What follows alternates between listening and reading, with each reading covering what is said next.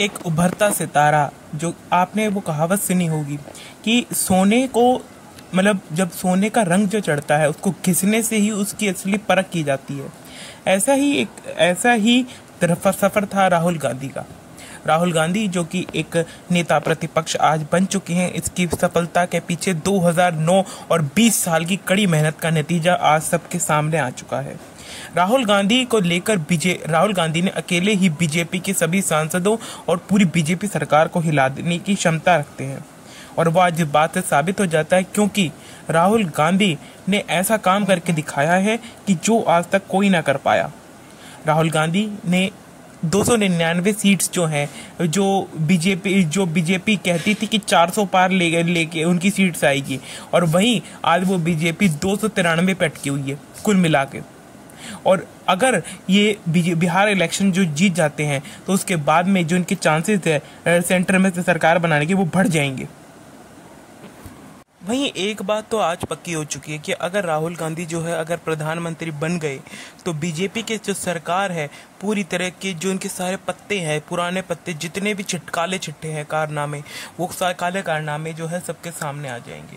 और ये मैं ऐसे नहीं कह रहा, क्योंकि जो 6 महीने के अंदर हो सकता है ये सरकार ही गिर जाए। और अगर मान लो बाई चांस अगर सरकार गिरी तो सबसे ज़्यादा चोट अगर किसी को आएगी तो बीजेपी के जो एमपी एमएलए, जितने भी एमपी एमएलए हैं, उनकी जो सीटें हैं उन पे सबसे ज़्यादा चोट आएगी। अगर एक बार केंद्र में सरकार अगर कांग्रेस की बनी तो हो सकता है कि जो बीजेपी की जो प्रतिष्ठा है वो भी तहस नहस कर देंगे पूरी तरह, क्योंकि राहुल गांधी ने साफ साफ कहा है कि वोट चोर। बीजेपी जो है वोट चोर है, और 25 सीटों से जो है प्रधानमंत्री आज मोदी है। और ये बातें जब राहुल गांधी ने कही थी तब किसी पे विश्वास नहीं हुआ था, लेकिन जब उन्होंने विद प्रूफ दिए तो सबको विश्वास होने लगा है। और हो सकता है आने वाले वक्त में बीजेपी का नामो निशान तक मिटाने की जो योजना वो बना रहे हैं वो सफल हो जाए, और केंद्र में अगर इनकी सरकार बनती है तो ये बहुत ही ज्यादा अच्छा होगा, क्योंकि 20 साल की मेहनत आज रंग लाएगी। तो आजकल सरकार ऑपोजिशन चला रही है।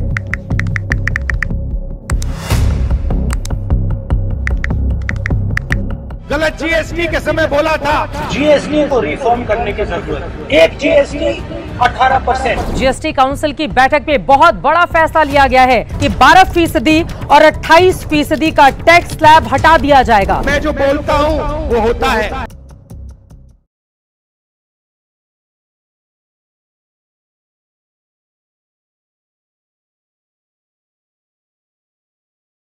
राहुल गांधी जिंदाबाद, राहुल गांधी जिंदाबाद, राहुल गांधी जिंदाबाद।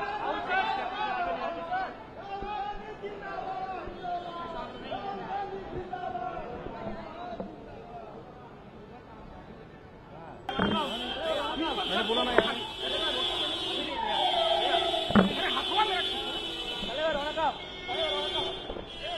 राहुल गांधी जिंदाबाद, राहुल गांधी जिंदाबाद, राहुल गांधी जिंदाबाद।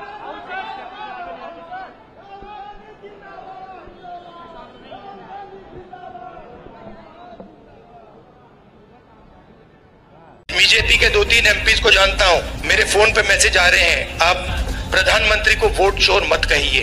अब ये तीर जाके सीधी टारगेट पे लगेगी।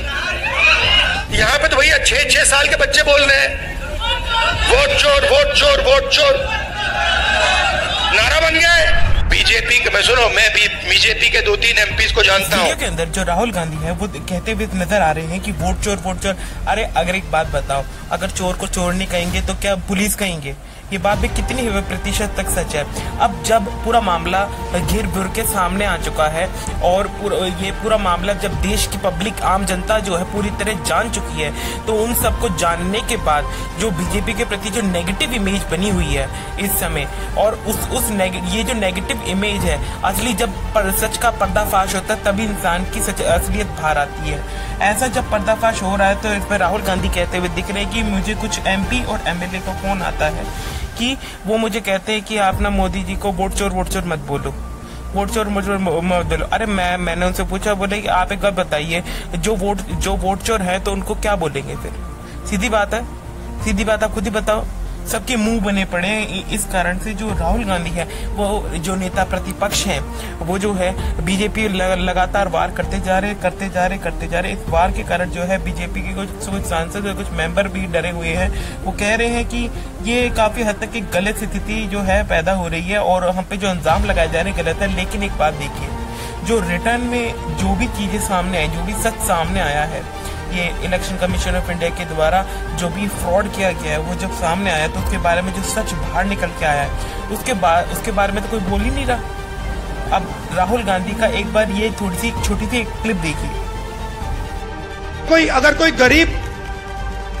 गरीब व्यक्ति बीमार हो जाए, सरकार की जिम्मेदारी होती है कि हमारा नागरिक है, हमारे देश का नागरिक है, इसकी रक्षा, इसकी प्रोटेक्शन, इसके स्वास्थ्य की प्रोटेक्शन हमें करनी है ना। कॉन्स्टिट्यूशन में यह नहीं लिखा है कि अगर हिंदुस्तान का कोई गरीब व्यक्ति बीमार हो जाए तो उसे मतलब 6, 10, 15 लाख रुपए का बिल दे दो। लिखा है कहीं? नहीं लिखा है। नहीं, वो देखिए, मगर मैं उससे पहले एक सवाल पूछ रहा हूं। प्राइवेट अस्पतालों की लिस्ट निकालिए। ये बड़े बड़े अस्पताल हैं जहां आप लोग जाते हो, जहां आपके जेब से लाखों रुपए निकलता है। इनके मालिकों की लिस्ट निकालिए और मुझे वहां दिखा दीजिए दलित कौन है, आदिवासी कौन है, पिछड़ा कौन है, अति पिछड़ा कौन है, माइनॉरिटी का नाम, वहां नाम दिखा दो। अच्छा ठीक है, आप कहोगे नहीं भैया हमें स्वास्थ्य के कुछ लेना देना नहीं, तो फिर मैं कहूंगा ठीक है भैया, शिक्षा के देख लेते हैं, इंजीनियरिंग कॉलेजेस देख लेते हैं, यूनिवर्सिटीज देख लेते हैं, प्राइवेट यूनिवर्सिटीज कॉलेजेस जहां आपको लाखों रुपए देने पड़ते हैं अपनी जेब से अपने बच्चों को पढ़ाने के लिए, खेत बेच के। फिर मुझे बताओ उनके मालिकों की लिस्ट में बता दो कौन सा है, मतलब अति पिछड़ा कौन है वहां पे बैठा हुआ। तो आप 90% हो। अब ठीक है, अगर आप सब मिलाकर 2% होते तो मैं कहता ठीक है भैया आप 2% हो।